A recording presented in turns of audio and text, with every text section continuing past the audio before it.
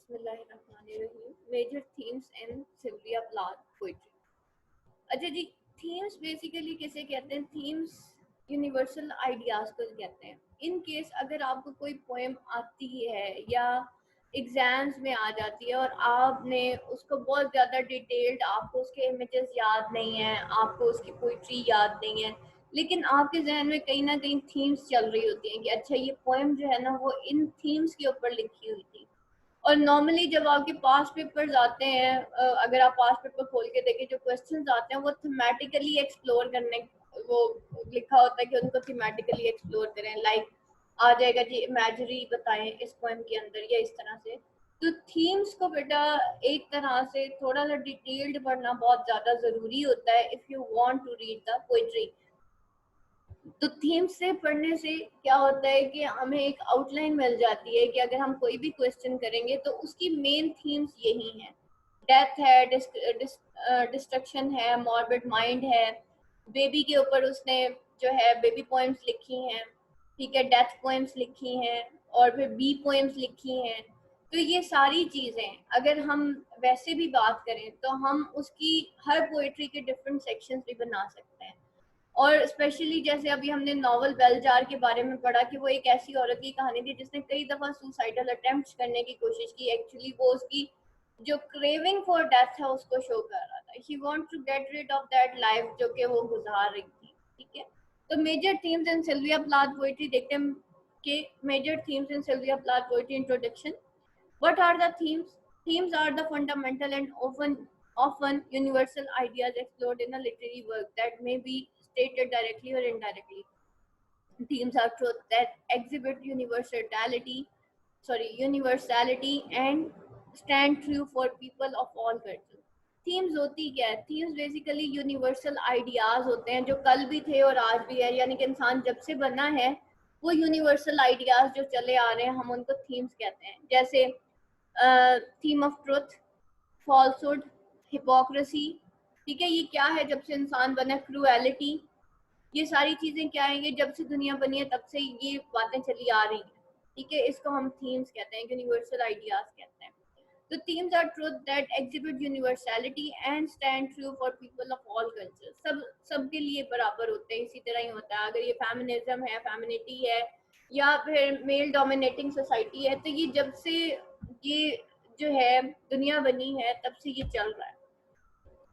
Through themes, a writer tries to give his readers an insight into how the world works and how he or she views human life, ठीक है। और through themes ही हम देखते हैं कि किस तरीके से जो है जो राइटर होता है वो कोशिश करता है कि रीडर को वो ये बताए कि किस तरीके से दुनिया काम कर रही है एंड हाउ ही और शी व्यूज लाइफ, और वो खुद कैसे लाइफ को देखता है या देखती है। Usually the theme of a work of literature can be stated in one word such as love or solitude, ठीक है। नॉर्मली यही चीजें देखी जाती हैं। अगर एक नॉर्मल शायरी देखी जाए तो उसमें या तो मोहब्बत की बात होती है या लॉनलीनेस की बात होती है। There seem to be a number of common themes running through all of the Plath's poem which encapsulate her personal attitude and feeling of life at the time she wrote them.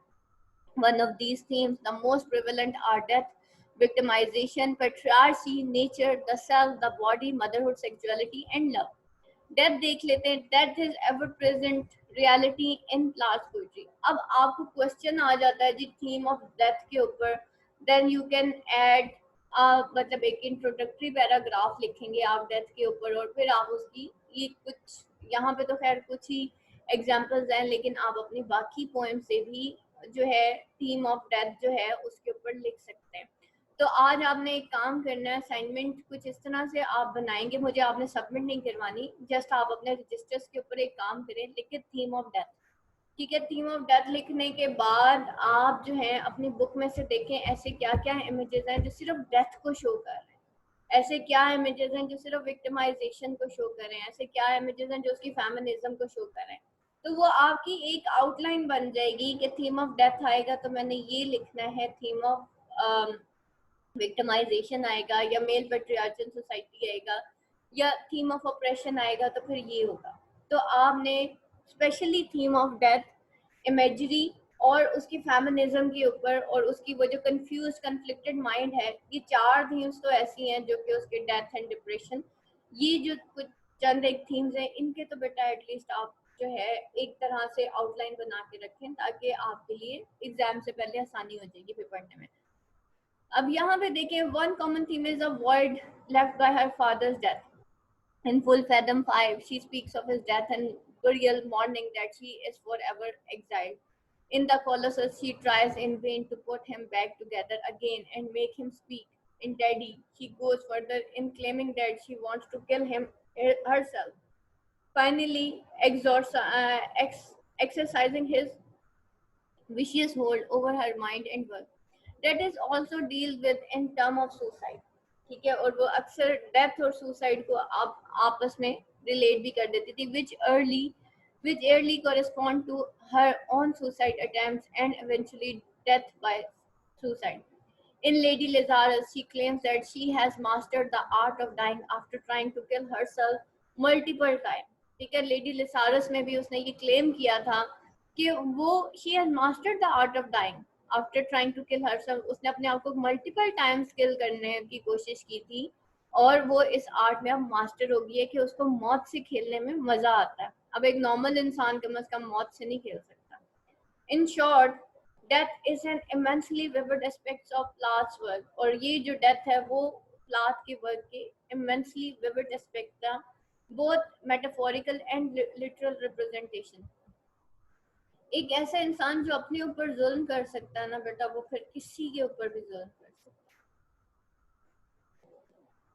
कभी आपने किसी ऐसे case को देखा है जो थोड़ा psychologically upset होते हैं, जो लोग जो साइकोलॉजिकली अपसेट होते हैं, या ये जो मूवीज के अंदर ड्रामास के अंदर आप ऐसे लोग देखते हैं ना कि नॉर्मली वैसे हस्बैंड्स इस तरह के दिखाए जाते हैं जो अपनी बीवियों को मेंटली टॉर्चर कर रहे होते हैं। मैंने एक केस देखा था अपनी रियल लाइफ के अंदर, इसी तरह का एक केस देखा था, और उसके अंदर क्या था कि उसके हस्बैंड ने गुस्से में आके उसने शीशे की बोतल तोड़ी थी और उसने अपने आप को जख्मी कर लिया था। उसको बीवी पे गुस्सा था लेकिन उसने अपने आप को जख्मी कर लिया और उसके अच्छा खासा पता नहीं उसने सर में वो बोतल मार ली थी या क्या हुआ था। और सेम इज द केस, जो इंसान अपने आप को मार सकता है वो किसी को भी मार सकता है। तो इस तरह के कई केसेस आए थे, देखने में जिंदगी में आते हैं, और एंड पे पता क्या चलता है कि उसके जो हस्बैंड था उसकी एक्चुअली जो मदर थी उसकी डेथ हो चुकी थी और फादर ने सेकंड मैरिज कर ली थी। तो एक्चुअली वो क्योंकि सबसे बड़ा बच्चा था वो कभी भी अपनी दूसरी माँ को एक्सेप्ट कर ही नहीं सकता। तो that was the main reason कि हमारा जो बचपन होता है ना वो हमारी पर्सनैलिटी के ऊपर बड़ा हावी रहता है। तो इस तरह के बच्चे फिर दोबारा से कभी भी अपने मतलब होशो वास वाली जिंदगी कभी गुजार नहीं पाते, स्पेशली जो सबसे बड़ा बच्चा होता है। इसीलिए जब एक माँ का सेकंड बच्चा पैदा होता है, मतलब हमें तो यही बताया जाता है बेटा पहले बच्चे का ख्याल रखना। उसकी रीजन सबसे बड़ी ये होती है कि जो आपका पहला बच्चा होता है वो ओवर सेंसिटिव होता है। वो जब उसके साथ एक और बहन या भाई आ जाता है ना उसका, तो वो इंटरनली वो एक वो फील करता है जैसे मेरी माँ मेरी नहीं रही, यानी कि उसको डर लगने लग जाता है, वो ओवर सेंसिटिव हो जाता है। आपने देखा होगा बड़े बहन भाई छोटे बहन भाइयों को मारना शुरू कर देते हैं, शुरू शुरू में प्यार करते हैं, लेकिन जब वो ये देखता है कि जी माँ हर वक्त भाई को देखती रहती है, छोटे बहन को देखती है, वो उसको मारना शुरू कर देता है। तो अगर आप चाहते हैं कि आपका बड़ा बच्चा छोटे बच्चे से प्यार करे तो आप बड़े बच्चे का ज्यादा ख्याल रखें एज कम्पेयर टू छोटे वाला। तो that is the main reason कि इस तरीके से उस बच्चे के अंदर इनसिक्योरिटीज पैदा होती हैं। अब उसकी माँ की तो डेथ हो गई थी बचपन में, और जब फादर की दूसरी शादी हुई तो मतलब वो बच्चा जो है वो उसने इनसिक्योर फील किया, और फाइनली वो जब उसको किसी ने घर में उस बच्चे को अंडरस्टैंड नहीं किया, एंड फाइनली सेकंड बच्चे पे इतना असर नहीं होता, थर्ड पे भी नहीं होता, उससे आगे तो बिल्कुल भी इतना ज्यादा नहीं होता, लेकिन जो सबसे बड़ा बच्चा होता है ना उसके ऊपर, और Sylvia Plath was the eldest one, ठीक है, एल्डेस्ट वन के ऊपर ज्यादा असर होता है। नीचे वाले बच्चे फिर बच जाते हैं, लेकिन ऊपर वाला जो सबसे फर्स्ट वन होता है ना उसके ऊपर माँ बाप की पर्सनैलिटी का बहुत ज्यादा असर होता है, इनसिक्योरिटी, इनसिक्योर सबसे ज्यादा बड़ा बच्चा फील कर रहा होता है। तो दैट्स वाई आपने देखा होगा जो बड़ा बच्चा होता है वो उसके अंदर एक डोमिनेटिंग क्वालिटी होती है, या वो छोटे बहन भाइयों को बहुत ज्यादा डांटता है या इस तरह से। बेसिकली एक तो उसके अंदर वो वाली डोमिनेशन आ जाती है जो पेरेंट्स के अंदर होती है, और दूसरी चीज वो जो इनसिक्योरिटीज होती हैं बाज औकात अगर उनको ना देखा जाए तो वो फिर इसी तरह होता है।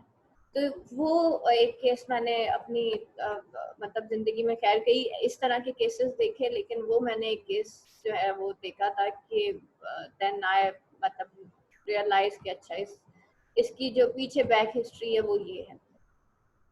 तो ये, और जो साइकोलॉजिस्ट होते हैं वो भी इसी तरीके से इंसान को पास्ट में ले जाके ना उससे निकलवाते हैं, उगलवाते हैं। ये जो बच्चे होते हैं, बाज बच्चे होते हैं, वो रात को उठ के बोलना शुरू कर देते हैं। बाज बच्चे होते हैं उनके वो इतना फियर होता है उनके अंदर, या इनसिक्योर फील करते हैं, वो इतने बड़े हो जाते हैं लेकिन उनका बेड जो है वो जो है गीला हो जाता है। वो बेसिकली क्या होता है, there is some insecurity in that babies ना।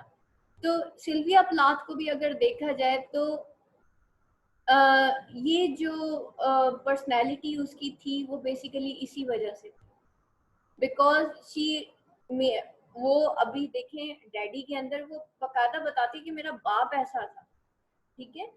तो दीज आर द थिंग्स, जब आपके पेरेंट्स के दरमियान में एक अंडरस्टैंडिंग नहीं होती और दोनों मुकाबले के आ जाते हैं ना, दोनों आमने सामने आ जाते हैं, बच्चों का बड़ा नुकसान होता है, साइकोलॉजिकली बड़ा नुकसान होता है। जो अनस्टेबल इंसान अगर हम किसी को देखते हैं, आई नेवर एवर से बेटा कभी किसी को ये ना कहे इसका दिमाग खराब है या कुछ। एक तो ये हमारे तकब्बुर की अलामत है कि अगर हम पढ़े लिखे हैं तो हम किसी और को इस तरह से देखते हैं। आपको नहीं, हमें नहीं पता होता कि उसका बचपन कैसा गुजरा है, उसने पेरेंट्स के साथ किस तरह का टाइम गुजारा है या कुछ इस तरह से। अगर हमें अल्लाह ने अच्छे हालात दिए हैं, we should understand these type of people and build a healthy environment. और अगर आज हम उस स्टेज पे आ गए हैं कि आज हम बीवियां हैं या आज हम जो है वो मैरिड लाइफ गुजार रहे हैं, then take care of your babies.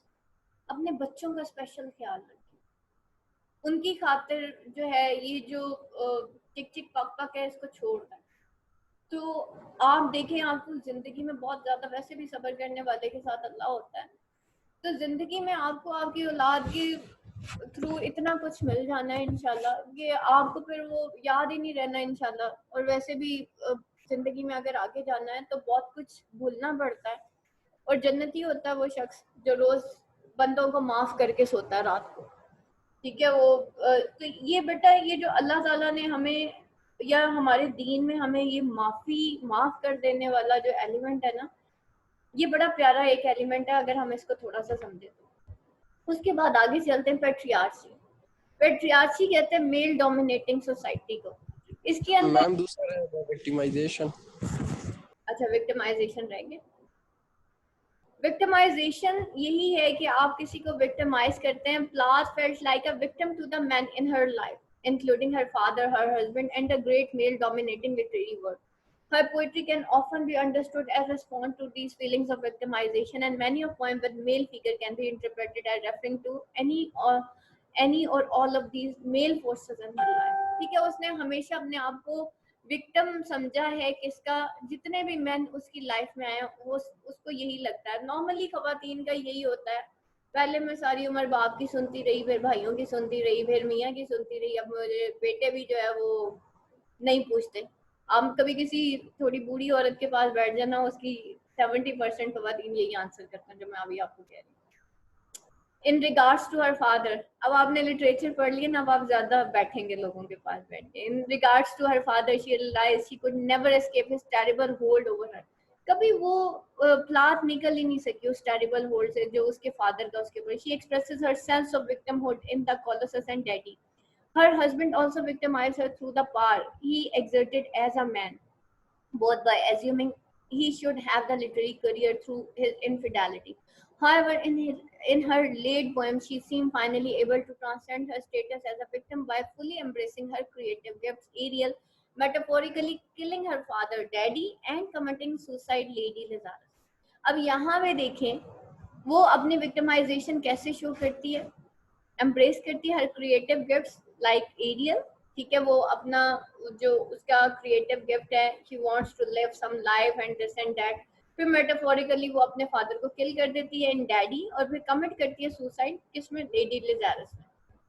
पेट्रियार्ची, पेट्रियार्ची कहते हैं बेटा मेल डोमिनेटिंग सोसाइटी को, ठीक है, और इसके अंदर एक कोड जरूर लिखिएगा कि power corrupts a man and absolute power corrupts absolutely, कि पावर जब इंसान अथॉरिटी में आता है ना तो वो करप्ट हो ही जाता है, फिर चाहे हम घरों में माए क्यों ना हो, और जो है हम डोमिनेटिंग हो जाते हैं, और अगर हस्बैंड है तो वो भी डोमिनेटिंग हो जाते हैं। Plath lived and worked in 1950 to 1960s England and America. Societies characterized by very strict gender norms. ठीक है, जेंडर नॉर्म्स यानी कि जेंडर जो ट्रेडिशन थी कि औरत ने सिर्फ ये करना और मर्द ने सिर्फ ये करना है. Women were expected to remain safely in the house with motherhood as their ultimate joy and goal. Women who ventured into art found it difficult to attain much attention for their work and were often subject to marginalized and disdain. औरत को confine कर दिया गया घर के अंदर कि वो सिर्फ माँ बन के रहेगी और उसको with motherhood as their ultimate joy and goal. तो वीमेन जो है जो कि अपने करियर में कुछ करना चाहती थी वो मार्जिनलाइज हो गई और डिसडेन हो गई, ठीक है, यानी कि वीमेन के पास वैसे भी ऑप्शन जब बच्चे हो जाते हैं हमारे पास कम ही रह जाती है कि हम घर से बाहर निकलें, फिर बच्चों को कहाँ छोड़ें. Plath explored and challenged this reductionist tendency through her work, offering poems of intense vitality and stunning language. She depicted the blackness of domestic scene, the disappointment of pregnancy, the despair over husband's infidelity, her tortured relationship with her father, her attempt to find her own creative voice amidst the crushing weight of patriarchy. और वो क्या करती थी, उसने challenge किया, sorry she explored and challenge their reduction tendency through her work.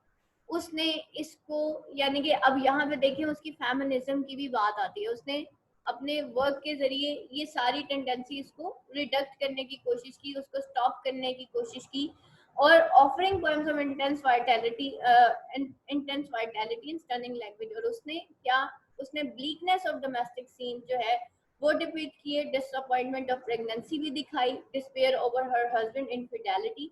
अब ये सारी चीजें क्या हैं, ये उसके डिस्पेयर और डिग्रेशन को शो कर रही हैं.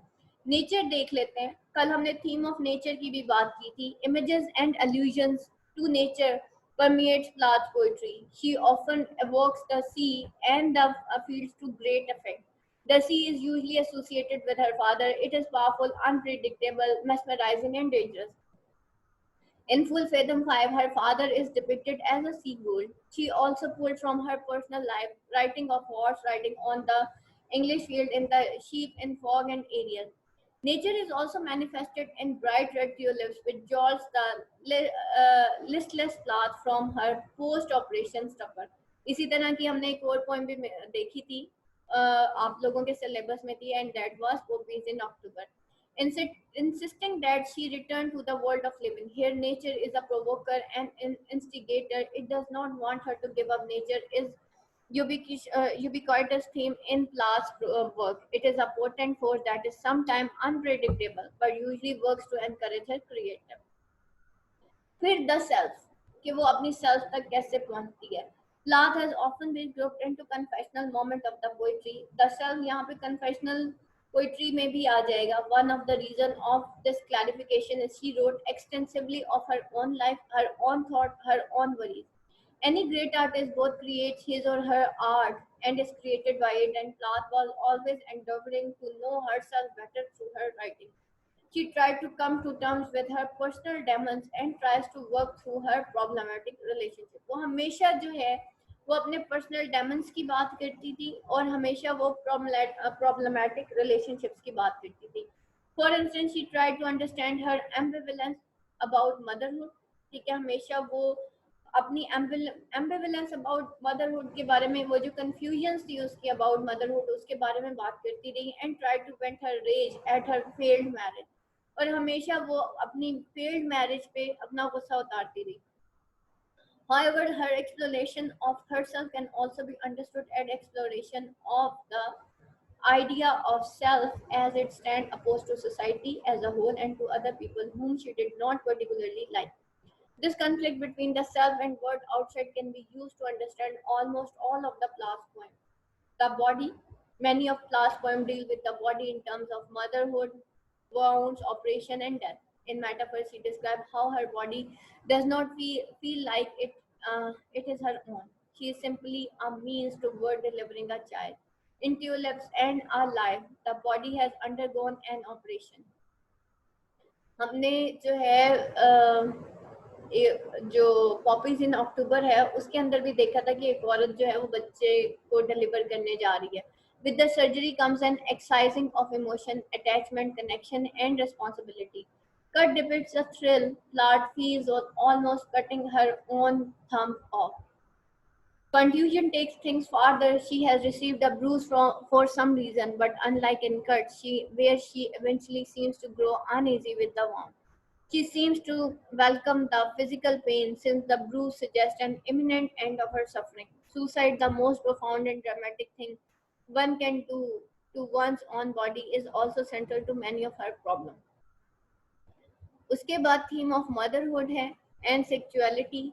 मदरहुड के बारे में तो खैर हमने काफी कुछ पढ़ा है. Motherhood is a major theme in Plath poetry. She was profoundly ambivalent about his prescribed role of women, writing in metaphor about how she felt inside as a pregnant woman, a mere mean to an end. She lamented how grotesque she looked and expressed her resignation over perceived lack of emotion. However, in Child, she delights in her child perception of an engagement with the world. Of course, Child ends with the suggestion that she knows her child will someday see the harsh reality of life. Plath did not want her child to be contaminated by her own despair. हर माँ यही चाहती है कि उसका बच्चा जो है उस पे उसकी अपनी सोच का असर ना हो, लेकिन बेटा जो माँ सोचती है वो बच्चे पे असर होता है. This fear may also have manifested itself in her last poem as overall Plath loved her children but was not completely content in either pregnancy or motherhood. Sexuality, the whole concept of sex to Plath appears to be very disturbed and resentful. This is conveyed strongly through the poem Maudlin, in which Plath evokes her bitterness towards masculinity with the aid of two characters, the Virgin and Jack. Another poem which is strongly sexually oriented but in more mechanical and lustful sense is Night Shift. The brute physical conveyed through the onomatopoeia in the poem, impregnating the feeling of primal sexuality in which violence is interlaced. In short, Plath poetry depicts sexuality as a central tool in perpetual of male dominance and female submission, a fact that makes the relationship between men and women even more difficult. उसके बाद है love.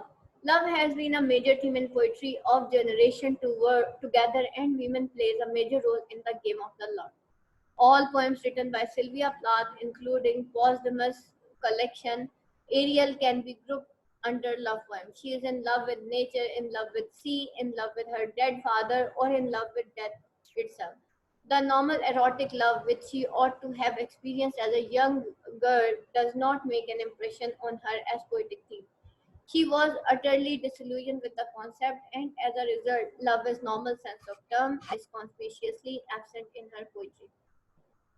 Love is a shadow, how you lie and cry after it. Listen, there are its hooves, it has gone off like horse elf. ये जनाब बेटा आपकी आज की जो सिल्विया प्लाथ है वो एंड हो गया